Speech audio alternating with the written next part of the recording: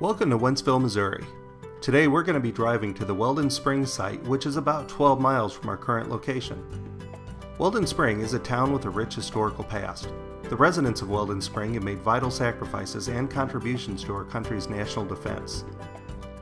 Back in April of 1941, the Department of the Army, under a state of emergency, acquired 17,232 acres of land in St. Charles County, Missouri, for the production of explosives to use in World War II. That's where our story begins today. A St. Louis newspaper headline read, "War Department needs 18,000 acres for TNT plant." This paper was delivered to 3 small towns in St. Charles County. The people of Howell, Hamburg, and Toonerville were stunned when they learned that their land was needed and that it would be acquired for production of a TNT and a DNT plant. Word spread quickly through the towns as letters from the War Department were deposited in mailboxes. The 576 residents of the 3 small towns would be displaced from their homes, and construction of the plant was to begin in only 45 days. Most who had to sell their land were farmers, the 3rd or 4th generation of pioneer families who settled in the area. The homes and the land of 130 farm families and 67 families in the towns were lost to construction of the TNT plant. In November of 1940, a community sale was held and the possessions that were unwanted or that were too difficult to move were sold to the highest bidder. The families began to leave the area in December, and by January of 1941, most of the residents of the 3 towns had vacated their homes. The U.S. Department of the Army quickly cleared the area for construction by burning buildings and homes that once made up the 3 small towns. The people of Howell, Hamburg, and Toonerville gave up their homes, farms, businesses, schools, and churches. Some of them brokenhearted, some angry, some numb, all knew that they were making their sacrifice for the defense of the United States and in service to their country.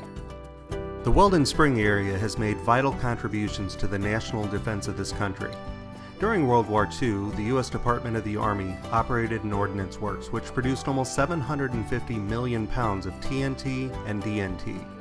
The Ordnance Works was the largest manufacturer of explosives in the country and possibly the world during the war. 100 storage bunkers were built, but they were never used since the demand was so high. Then in 1955, the U.S. Department of the Army transferred some 200 acres to the U.S. Atomic Energy Commission for construction of the Weldon Spring Uranium Feed Materials Plant. It was during the operation of the Uranium Feed Materials Plant from 1958 to 1966 that some of the initial steps in processing uranium that entered into the nuclear weapons and fuel cycles took place. Local Army Reserve, Navy Reserve, and National Guard units have used portions of the area for field training, and it's a use that will continue long into the future. By 1967, the AEC ceased operations at the plant and transferred 169 acres of the uranium feed materials plant back to the Army, where it would simply be named the chemical plant. The AEC retained ownership of the raffinate pit area and the quarry. Between 1970 and 1980, environmental concerns became a national issue and Congress passed the National Environmental Policy Act, out of which the Environmental Protection Agency was born. Several environmental laws were passed that affected water quality, air quality, and waste management. In 1980, Congress also established the CERCLA Act, commonly known as the Superfund program, which was tasked with the identification and cleanup of abandoned hazardous waste sites. By 1987, the Weldon Spring site was listed as a Superfund site on the National Priorities List as a result of a perceived threat to the nearby water supply. The years from 1988 through 1996 saw the most activity, starting with the cleanup investigations of chemical and radiological soil sampling, off-site lake and stream sediment sampling, studies of fish and wildlife, groundwater monitoring, and numerous geological studies. Things really got moving in 1994 when 43 buildings and structures that made up the former Weldon Spring Uranium Feed Materials Plant were safely decontaminated and dismantled, and the Weldon Spring Quarry was dewatered. There was also a site water treatment plant that went into operation. Bulk waste from the quarry began in early May, and the waste was then placed on an engineered laydown pad within the chemical plant boundary. A total of 120,000 cubic yards of contaminated waste was removed from the quarry, as well as the removal of 33 major structures, foundations, and contaminated soil from 54 acres. A final shipment of over 20,000 gallons of organic aqueous liquids were then moved to the K25 incinerator facility in Oak Ridge, Tennessee. In 1997, groundbreaking ceremonies were held to commemorate the construction of the new disposal cell, located at the spot of the former uranium feed materials plant site. On March 5th of 1998, the first load of contaminated waste was placed in the disposal cell.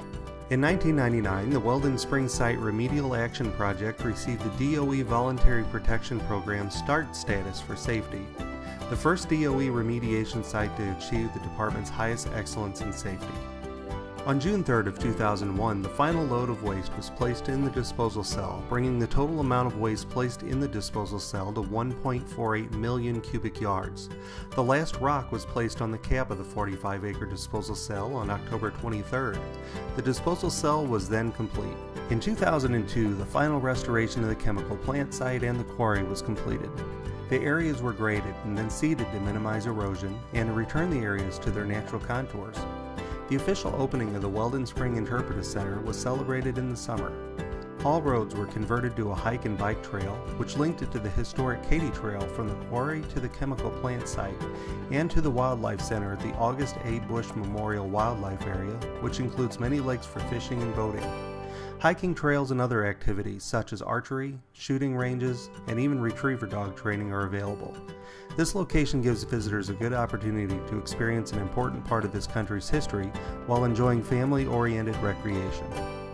Thank you for watching, and I hope that you enjoyed this short informational video. Be sure to keep an eye out for some exciting projects in the future.